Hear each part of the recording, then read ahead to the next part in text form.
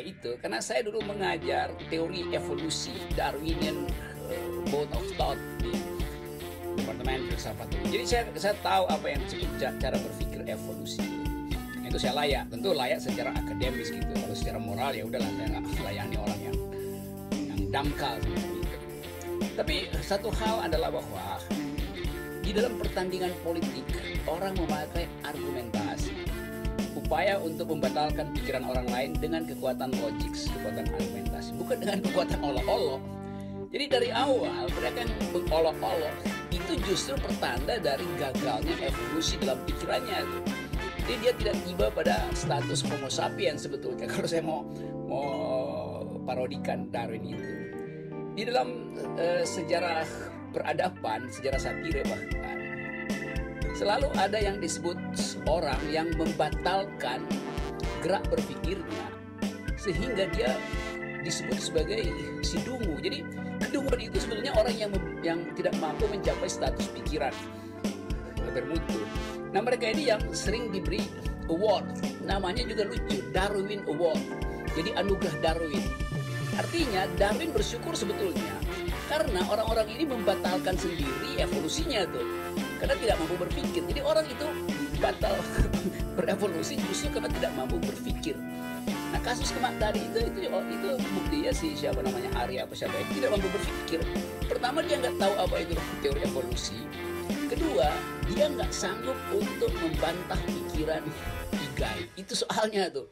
Nah, orang semacam ini yang mestinya nggak usah diomelin, dikasih aja Darwin Award. Terima kasih karena Anda telah membunuh diri Anda sendiri sehingga kita manusia tidak lagi terbebani oleh kedunguan. Jadi hilang satu kedunguan sebetulnya, maka dia dikasih Darwin Award. Itu di dalam kalangan akademisi itu yang disebut sebagai olok-olok terhadap mereka yang dengan sukarela mempertontonkan kedunguannya itu. Nah, di dalamnya ada seorang yang berwarga negara Indonesia dan berstatus sebagai buzzer. Nah, itu jadi lengkap sebetulnya gitu.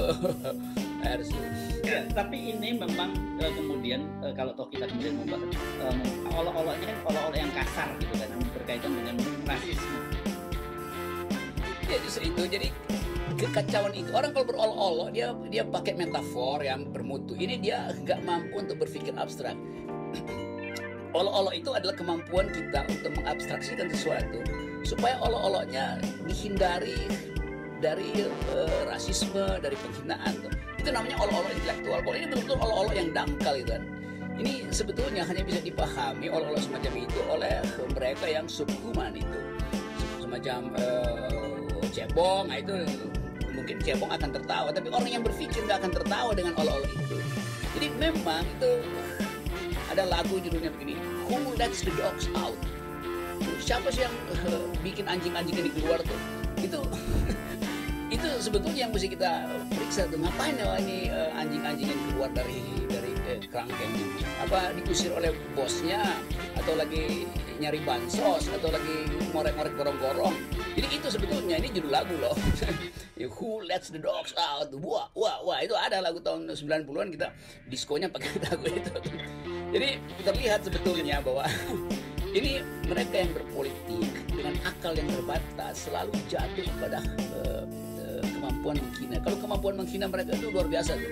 Tapi kalau kemampuan berpikir, nah itu yang bukan lagi dipertanyakan, tapi sudah bisa dipastikan bahwa itu dangkal. Nah itu saya sering menyebut kawanan semacam ini itu IQ-nya 200 sekandang, bahkan sekarang bukan sekolah lagi, itu satu kandang. Who lets the dogs out? Siapa yang membiarkan anjing-anjing ini berkuar-kuar? Itu kira-kira. Jadi bukan pertama kali, Pigai juga teman saya. Berkali-kali Pigai dapat semacam olok-olok semacam. Tapi orangnya biasa aja, dia santai, dia tenang, dan dia telan itu segala macam. Yang berbahaya adalah sinyal ini kemudian tiba di komunitas Pigai yang justru sedang mengalami deprivasi dengan NKRI. Kan kita ada krisis Papua hari ini, dan orang berupaya melupakan apa yang pernah terjadi di Surabaya. Jadi seluruh fasilitas yang disiapkan oleh kemanusiaan untuk berangkulan dengan saudara-saudara di Papua, berupaya untuk memahami problem mereka. Ini justru dibatalkan oleh si Dung tadi, si siapa namanya itu, saya nggak banget ingat nama itu. Nggak penting itu. Jadi ini kan bayangkan otak semacam itu yang nggak bisa baca konteks. Ini benar-benar gila nih negeri ini. Ada ketegangan di Papua. Humanity activism satu dunia menyoroti Papua tuh karena juga ada soal yang sama, yaitu pembedaan keadilan sosial berdasarkan sensasi-sensasi primordial tuh. Saya mau cari istilah aja susah, sensasi-sensasi primordial. Dan orang berupaya untuk pahami itu. Ini ada makhluk yang tiba-tiba datang dengan sensasi yang betul-betul absurd. Tapi saya bisa pahami karena itu pasti datang dari orang yang kemampuan untuk mengabstraksikan masalah itu dangkal sekali. Nah, saya anggap bahwa di istana sebelumnya dihuni oleh manusia-manusia semacam ini nih. Manusia-manusia yang benci pada orang, tapi kebencian itu tidak bisa dia formulasikan secara akademis. Manusia-manusia yang menyimpan dendam, tapi dendam itu tidak bisa dia upload di dalam kosakata yang bermutu. Jadi krisis kita sebetulnya betul-betul luar biasa. Ada COVID yang terus-menerus menghantui kita, yang seharusnya jadi pusat perhatian kita. Ada problem di Papua yang disorot secara internasional, tapi gak ada semacam refleksi justru dari mereka yang ada di istana. Kan ini konyolnya kan. Jadi coba bayangkan misalnya presiden punya anak buah dan gerombolan kawanan yang semacam ini tuh, itu betul-betul bukan sekedar memalukan, tapi menjijikkan, disgusting. Ya.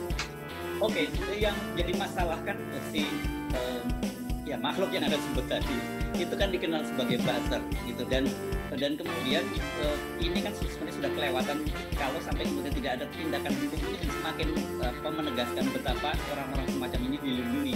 Dan kemudian seperti Anda kalau ditangkap oleh komunitasnya Bung Pigai di Papua, ini akan menafsirkan bahwa ya ngomong pemerintah ikut juga menghina orang Papua. Itu udah terjadi. Saya udah dapat komen dari beberapa teman yang juga punya perhatian yang sama dengan soal Papua itu. Bahkan kalau saya kutip nanti dia terlalu kasar itu. Jadi intinya adalah Papua itu selalu diminta untuk NKRI minta begitu, pemerintah minta begitu, buzzer minta begitu. Pada saat yang sama buzzernya justru menghina dengan cara yang betul-betul dahsyat. Jadi otaknya gimana gitu? Kalau otaknya saya tahu ada apa namanya 1 meter dari tempatnya sebetulnya ke arah lutut, otaknya ada di situ. Tapi kemampuan kebijakan dalam melihat situasi yang lagi tegang di Papua itu kan betul-betul kekonyolan luar biasa yang tadi pantas dikasih Darwin Award. Oke. Saya kira ini percakapan kita yang paling pendek selama kita mengisi Rocky Girl Official, karena menurut saya memang tidak layak untuk kita bahas jauh lebih panjang. Ya.